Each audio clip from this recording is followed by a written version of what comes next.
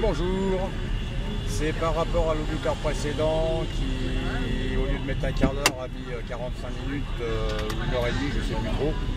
Donc le motif, il est tout simple, c'est la manifestation de la Fédération des motards en colère. Donc il y a à peu près 15-20 000 motos, je ne sais pas trop. Donc voilà un petit peu la raison de cet embouteillage. Give me fuel, give me fire, give me that which I desire. Ooh.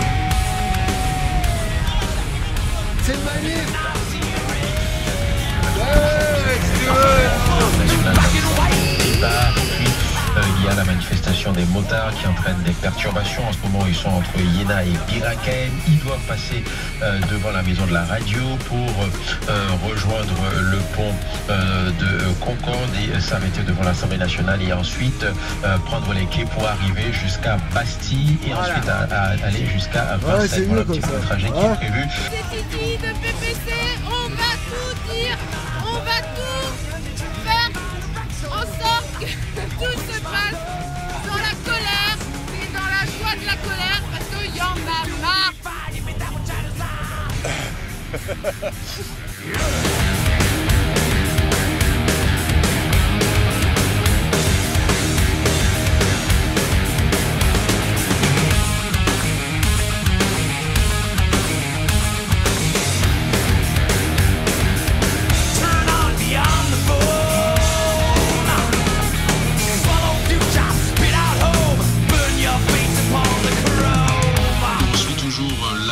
De la manifestation des motards. Actuellement, ils occupent presque la totalité du boulevard Saint-Germain. Ils se dirigent donc ensuite vers Bastille pour retourner du côté du château de Versailles.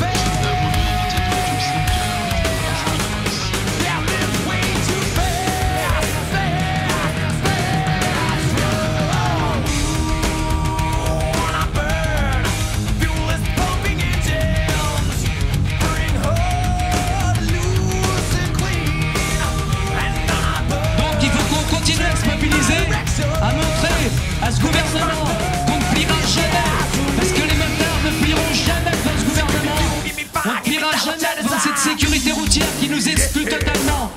Les pouvoirs publics veulent interdire aux deux roues motorisés de circuler entre les lignes de voitures, ce qui est complètement à quoi servirait un deux roues motorisé, une moto, un scooter ou une mobilette? À quoi ça servirait? À part prendre du plaisir, parce que ça ne sert pas qu'à passer entre les bagnoles. On prend énormément de plaisir avec nos machines.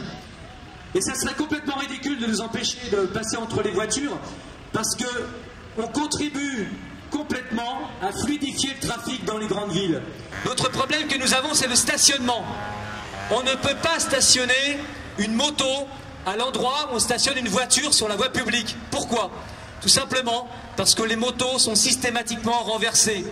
De plus, les automobilistes sont les premiers à râler si une moto prend la place d'une voiture sur la voie publique. L'autre problématique, c'est qu'on veut nous imposer, comme aux voitures, un contrôle technique. Or, il faut savoir que la mesure du contrôle technique est complètement absurde, dans la mesure où les motards n'ont absolument pas le même rapport avec leur véhicule que les automobilistes. Un motard, c'est un passionné. Et un motard, il entretient généralement très bien sa moto.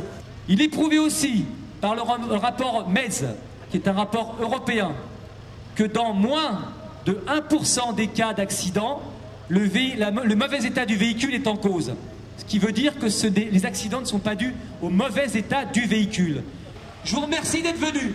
Voilà, merci d'être venus. Préparez-vous à vous mobiliser à bientôt et on ne pliera pas.